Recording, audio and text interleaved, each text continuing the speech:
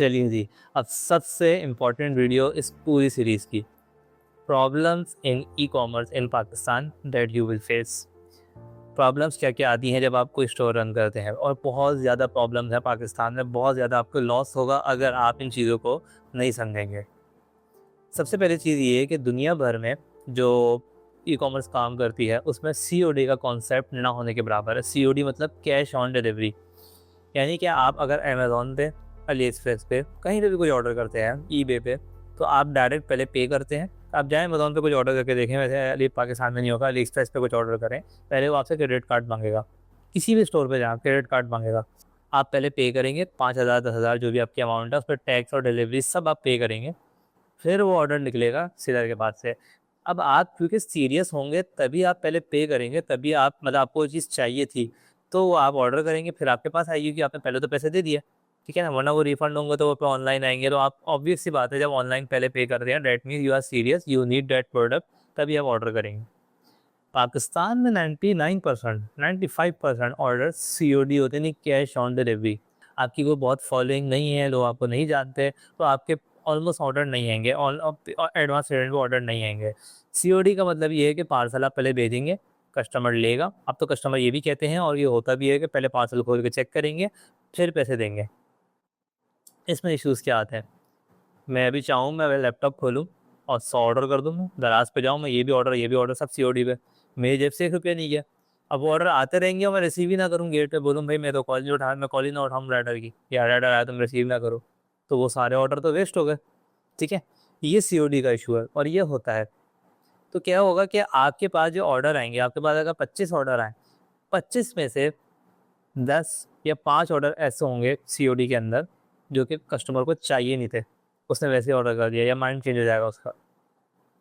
आप उस प्रोडक्ट को पैक करेंगे, आप खरीद के लाएँगे, पैक करेंगे, लेबल लगाएँगे, प्रिंट निकालेंगे, तो कोरियर को देंगे, कोरियर वो लेके जाएगा, फिर कोरियर वाला वो वापस लेकर आएगा कि भाई ये तो कस्टमर रिसीव नहीं कर रहा।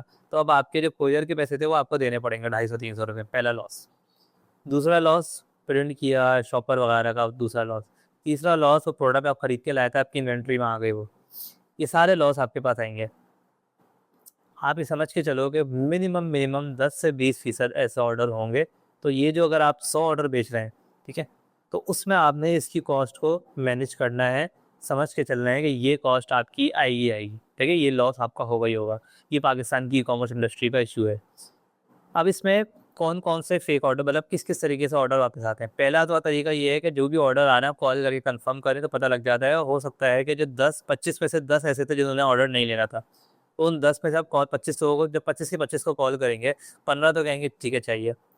5 और भी कह देंगे जिन 10 से नहीं भी लेना कि हमें चाहिए।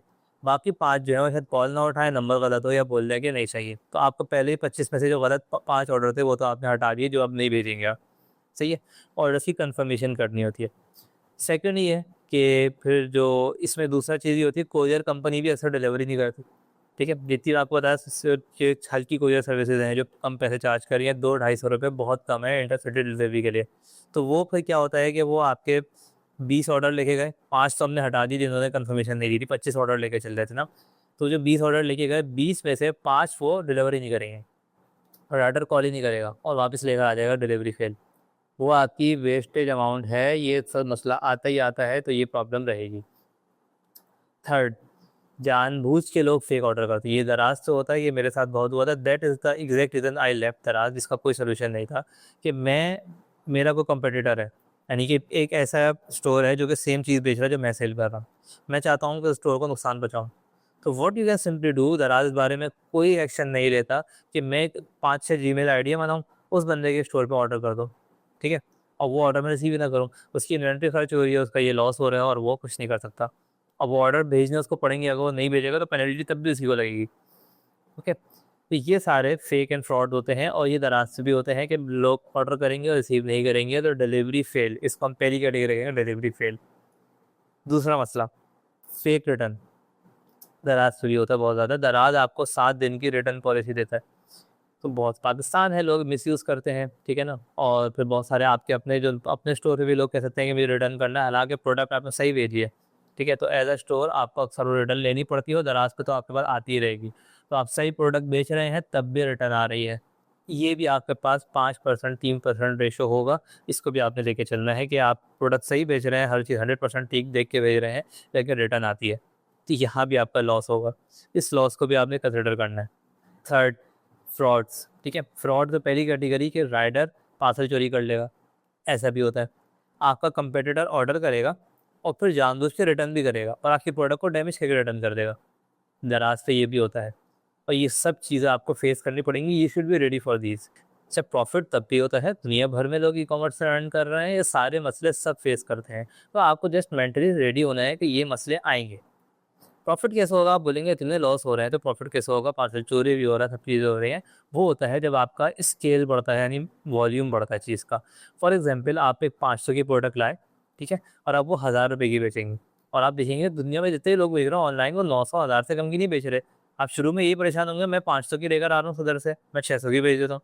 जब आप वो 600 की बेचेंगे तो आप लॉस में रहेंगे, आप 700 की बेचेंगे तब भी लॉस में रहेंगे। देयर इज अ रीज़न कि सब लोग उसको 900 या 1000 का बेच रहे हैं। आप 880 का बेच सकते हैं शुरू में, और जब शुरू में आपकी वो रैंक हो जाए तो फिर आप 1000 रुपये का ही बेचेंगे, तभी आप प्रॉफिट अर्न करेंगे।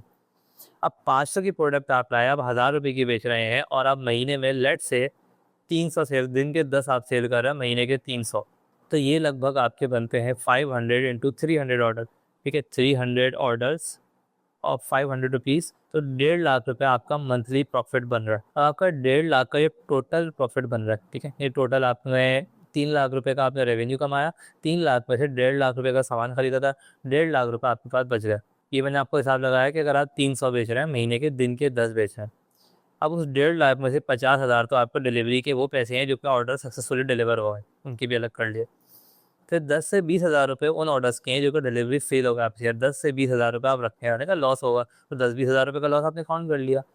5,000 रुपये उन ऑर्डर्स के हैं जो कि आपने 500 रुपये का पार्सल मंगवाया था, वो वेस्ट हो गया, वो चोरी हो गया, वो डिलीवरी पे मतलब राइट किसी और ने फेक रिटर्न कर दिया, इन चीज़ों के हैं। ठीक है, उसके बाद भी आप टैक्सेस और डिफरेंट चार्जेस 5,000 रुपये रखे, सब निकाल के भी 50-60,000 रुपये आपका बच गए। तो ये बेस लेवल पे आपने इतने अर्न कर लिए, कुछ ना कुछ आपके अर्न हो जाएंगे अगर आप इतना मार्जिन रखेंगे। जैसे हमने कहा 500 का लेके 1000 का बेचा, और अगर आप 1000 का नहीं बेच रहे थे, आप 600 का बेच रहे थे, तो आपका 50-60,000 का फिर लॉस हो रहा होगा। तो ओके, तो ये पूरा प्रोसेस होता है, ये सारे प्रॉब्लम्स आते हैं। प्रॉब्लम अब आगे आते हैं हम, कोरियर कंपनी कभी कभार, छोटी मोटी कोरियर कंपनीज, मेरे खुद के साथ ऐसा हुआ है कि वो कंपनी अचानक से रातों रात बंद हो गई, और जो आपके सीओडी के पैसे उन्होंने कस्टमर से रिसीव किए थे वो लेके भाग गए। और ये रिसेंटली मैं देख रहा था पोस्ट, किसी कोई डू डेयर के नाम से, कोई डू डिलीवरी के नाम से कंपनी है इस्लामाबाद में, वो लेके भाग गई। कराची में बहुत कंपनीज ऐसी थी, मूवेस के नाम से कंपनी थी, वो एक रातों रात जो है वो आपकी वेबसाइट वगैरह सब बंद हो जाती है। तो छोटी मोटी कोई कंपनीज़ के ये इशूज़ भी होते हैं।